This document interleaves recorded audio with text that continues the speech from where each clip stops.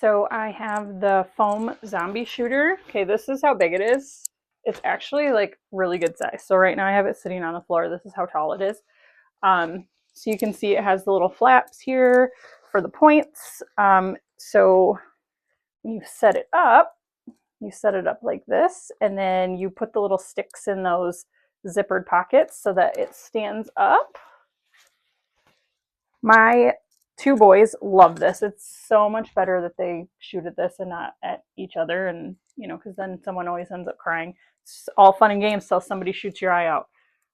So yeah, this has been great. All of the darts that go in on the inside, and then you can just use this little Velcro right here to dump them out.